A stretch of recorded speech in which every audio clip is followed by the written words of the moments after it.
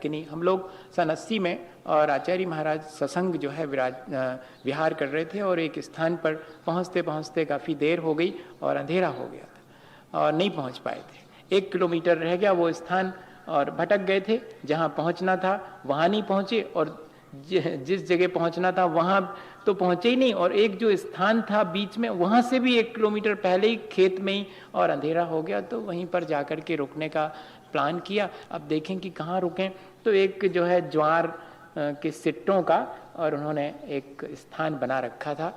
लोगों ने खेत में बना लेते हैं वो अपना रखने के लिए अनाज वगैरह।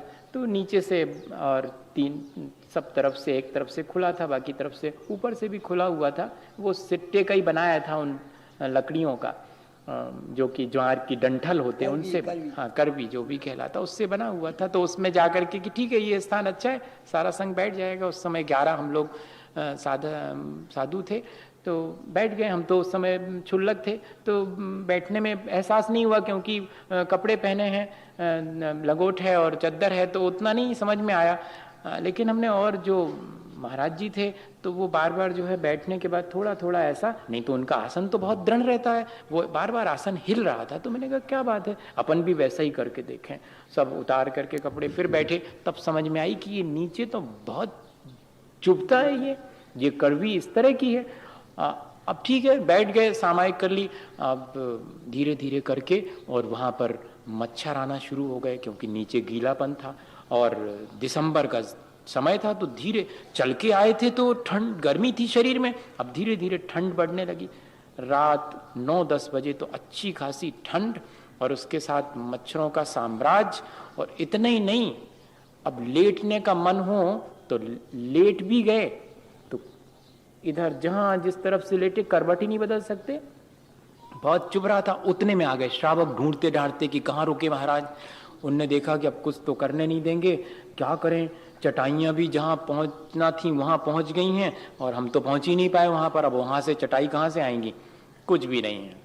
तो उनने देखा कि और बहुत सारे सिट्टे रखे हैं, वो सारे सिट्टे ऊपर से डाल दिए, थोड़ी ठंड बढ़ जाए, ठंड कम हो जाएगी। अब डाल दी उन्होंने, तो अच्छे के लिए करा था। और अब उसके एक तो उसका वजन और गड़ रहे हैं वो, बा मुश्किल जो है। और सारी रात निकली। सुबह से सामायिक करने के लिए उठें तो उठें कैसे, इतना भारी वजन कि उठ ही नहीं सकते। अब जब कोई हटाएगा तब उठेंगे। ऐसी स्थितियां भी आई हैं, अब है ये जो है ना। इसलिए तो मुझे ये सब चीजें बहुत ज्यादा इंप्रेस नहीं करती। उस समय सिर्फ आचार्य महाराज को पाटा मिल गया तो मिल गया। अब इधर तो ये है कि कमरे में पहुंचो तो पाटा लगा हुआ है, बाहर बैठो तो दौड़ के आ रहा है पाटा। इतनी फैसिलिटी की तपस्या अवश्य तो सब ठीक ही है। हाँ नहीं, साफ कहने में कोई दिक्कत नहीं, जैसा कर रहे हैं वो सबको दिख रहा है। कोई ऐसा तो है नहीं कि किस तरह की स्थिति। पहले तो जमीन पर जो है आराम से, चटाई भी नहीं है तो उस पर बैठ जाया करते थे। अब तो अब बड़े हो गए महाराज साहब, अब बड़े हो गए तो बड़े पाटे लगेंगे। बड़े होने का मतलब है कि तपस्या अवश्य कम होती जानी चाहिए, ऐसो आराम ज्यादा हो जाना चाहिए। ऐसा लोगों का तो यही है कि फुल फैसिलिटीज। अब उस समय तो जो है कुछ भी नहीं और आराम से सारा कुछ निकल गया। रात निकल गई, सुबह की सामायिक लेटे लेटे कर ली। अब जब श्रावक आए तो उन्हें हटाया ऊपर का, तब उठे तो मन में तो बहुत बेचैनी थी, क्योंकि अपनी उतनी साधना तो थी नहीं। लेकिन आचार्य श्री की तरफ देखा तो वो मुस्कुरा रहे थे, तो अपन भी चुप हो गए कि अब कुछ मत बोलो, क्योंकि मन में तो ये आ रहा था कि श्रावकों को कुछ ना कुछ कहेंगे कि क्या तुम लोग जो है इस तरह से करते हो। लेकिन आचार्य जी को देखा तो चुप। मजे की बात यह है कि सारी भक्ति वगैरह सब आसानी से आचार्य श्री के साथ में हुई। और जब विहार करके आगे बढ़ने लगे, सूरज की किरणें आई तो आचार्य श्री का शरीर तो बहुत नाजुक और बहुत कोमल है और बहुत फेयर कलर होने से स्क्रैचेस बिल्कुल एकदम क्लियर, एक एक स्क्रैच पूरे शरीर पर दिखाई दे रहे थे। और जब धूप लगी तो उनमें चिनमिनाहट होती है, जलन होने लगती है उनमें। तो अपने को जलन हो रही थी तो दिखाई पड़ रहा था, लेकिन इसके बाद भी आचार्य श्री प्रसन्न। और मालूम उन्होंने क्या कहा रास्ते चलते, वो जान रहे हैं कि इनके परिणाम कैसे हो रहे हैं।